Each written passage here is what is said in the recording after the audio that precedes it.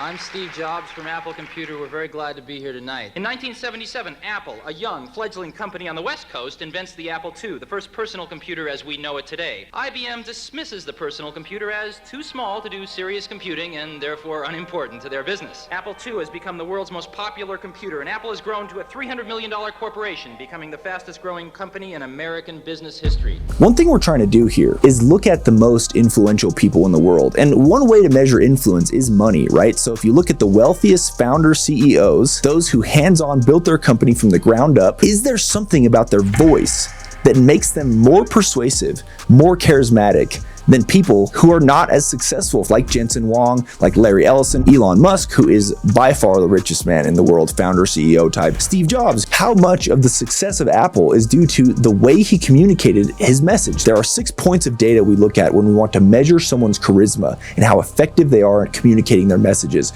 In this video, we're only going to look at one of them, the pitch and the pitch variability. But if you guys want to see the other 5 compared with the other richest founder, CEO types in the world, and just how effective they are at communicating their message vocally with defined characteristics of charisma, let us know who else you guys want to see us compare this to. Let's go on and look at number 1. We're going to look at the Macintosh launch in the late 1980s versus a 2025 keynote speech from Jensen Huang. Okay, so here's Steve Jobs coming back. I want to hear his voice actually, which this is, less dramatic. He's not like acting, doing this kind of bit before he introduces things. There have only been 2 milestone products in our industry to date. Usually when Steve Jobs is starting his keynotes, he's going to be in his lower register of voice, so either at or below his fundamental frequency. And this is going to give us a baseline. So just what we want to watch for is, does he go above this level of frequency? You can hear him varying the pitch up and down. Now he's raising it. Price point, as most of you know, at $2,495. And what I want to do is run through some of the key milestones and key features now of he's Macintosh. Raising it even more. Very briefly, just in case you haven't heard all about them, and then we'll get into raising some more his pitch interesting even stuff more. Here. The first thing is so there you go. He's starting to peak that pitch. It's got the identical user interface of Lisa with its radical ease of use. It's mice, windows, pull-down menus, point, click, cut, and paste. Yeah, so he's up and down now. To accomplish this, we use exactly the same microprocessor. That pitch goes Lisa, 68,000, running at 8 megahertz, and this thing eats 8088s for breakfast. For breakfast. You can hear that variability. He's just constantly varying his pitch up and down, and he's in that higher register of voice. So if his fundamental average frequency is right here, he's above it, peaking to the very tip of his normal register of voice. If you go outside of that, people view you as patronizing. I mean, if you look at people who are not charismatic, what's one of the words that you use for people who are not charismatic? Typically, we call them monotone or something along those lines. Monotone is because they have one pitch. That's it. Just one tone of voice, and it's usually a little lower too, right? So it's just kind of boring. They just speak like this. Steve Jobs is not that way because his pitch is variable. It goes up and down, up and down, up and down. 5 of those advertisements right now. 5 of those advertisements right now. It's almost never the same 2 notes, one after the other. Let's look at Jensen Huang now, giving a keynote at COMPUTEX, and he's going to be talking about AI right here. Nvidia's business opportunity was enormous. Enormous. So he's starting to vary his pitch. We're going to be rich. Nvidia is so much bigger than that. Right? It's crazy how big Nvidia is. Chip industry to a data center opportunity that represents about $1 trillion. Interestingly, he's speaking in the higher end of his register of voice as well. Much like Steve Jobs, he's above his fundamental frequency. So if you hear me talking right now, my fundamental frequency is probably about like right here. I'll go below my fundamental frequency if I'm going to be a bit more sincere, or if I'm like trying to really draw you in with some mystery and intrigue or something. But as soon as I get excited, I'm going to be higher above my fundamental frequency. And you can hear my voice straining a bit. So typically when people are excited, they're above their fundamental frequency, that average note. Jensen Huang is definitely above it, I would say, just based on how he's straining his voice, and based on interviews that I've heard from him, just his voice is a bit lower than this typically. An AI factory, an AI infrastructure industry that will be measured in trillions of dollars. Now let's see how he varies here with his pitch. This is the exciting future that we're undertaking. Up and down, up and down. We'll see how much. At its core, everything we do is founded on several important technologies. And in fact, we're the only technology company in the world that talks about libraries nonstop. You can hear how excited he is just based on how high his pitch is, right? Is at the core of everything that we do. Now he's a little Libraries is lower what now. started it all. With Jensen Huang, he doesn't drop down far enough for this to be very variable, meaning it's not changing a ton, the frequencies. If you look at Steve Jobs, his speaking frequency varies quite a bit more. So it goes from a high pitch to like almost down to his baseline quite a bit more often than Jensen Huang. Listen to this. And we're going to launch the largest advertising campaign in our history ever. Our To communicate history this ever. message to those knowledge workers and college workers. And it's going to kick off on the Olympics on February 6th.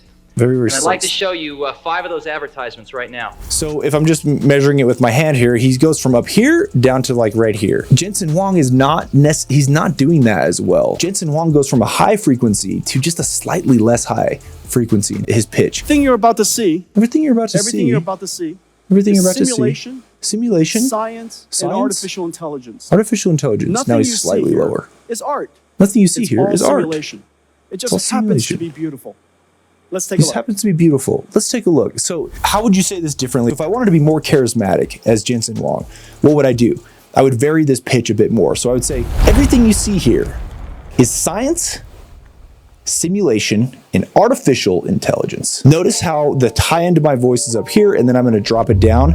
So I've got this range. It's a wider range of the frequencies that I'm using. So if this was Steve Jobs, how would he give it? I would start high, and then he's going to come back low. Typically is what Steve Jobs would do when he's about to make a really good point, before he gets excited, before he makes the punchline. Everything you're about to see Steve Jobs would do something like this. He would say, everything you're about to see. Instead of saying everything you're about to see at that higher end, he would say everything you're about to see. Drop it down a bit. It's that variability. You can just feel the charisma when someone goes from higher to lower. is simulation, science, and artificial intelligence. Everything you're about to see is simulation, science, and artificial intelligence. Nothing you see here is art. Nothing you see here is art. All simulation.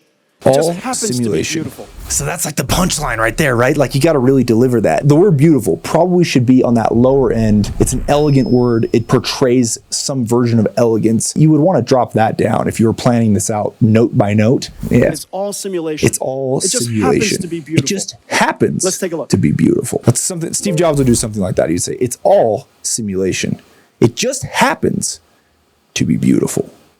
Drop it down at the end. By the way, an easy way to be more charismatic is to learn how to close more deals. So we've got a link in the description that's a PDF that will teach you how to close more deals. Right now, you can read it, download it into your brain with just one glance, and you will immediately close more deals. So go ahead and download that, and you can get on our subscriber list. So here's this classic one with Steve Jobs in 2010 at the D8 conference. This is near, it's right near the end of his life. He called me back a few weeks later, and he had inertial scrolling working and a few other things. Now, we were thinking about building a phone at that time. You can hear the variability in his when I pitch, saw up the and down, rubber up and band- down. Steve Jobs has just this instinct for charisma. It's honestly quite fascinating because Steve Jobs was meticulous about planning his keynotes, the fine details of the delivery in his speech. But this is not that. In an interview, you're not doing a rehearsed thing. You're on the fly. This first trait of defined charisma, he's just as good in how variable his pitch is. He's just as good as when he's in his keynotes. He's almost better, actually. It's just a bit more natural in how it's delivered. because the phone was more important. And we went to He's the on next that lower several end years now. and did the iPhone. Did the iPhone. And then And when we got our wind back Wind back. Now he's up and here. thought we could take on something next, Next. pulled the tablet off the shelf, took everything we learned from the phone, and went back to work on the tablet. So where does the Now he's tablet down go again. from here? I mean, Well, they decided to compete with us. They decided to compete with us. do you consider We were zero in 3 years ago. okay. So think Man, I just, Okay, so those are numbers. I love when he starts to get passionate about something because you can really see the charisma kick in. There is no substitute for just being passionate about what you're talking about. So when Steve Jobs gets into the passion levels of the things that they're working on at Apple, like they're talking about the iPhone right now, or when they're really trying to compete with the rest of the phones market, you can see that passion come out, and it's displaying his natural charisma extremely well. But what is the relationship? What is the relation? How do you have a lot of things you cooperate on in maps, in search on thing. Are you going to remove them from the iPhone? Oh, I love this for question. example? No. So how do you look at the relationship? Well, we want to make a better product than they do, and we do. right.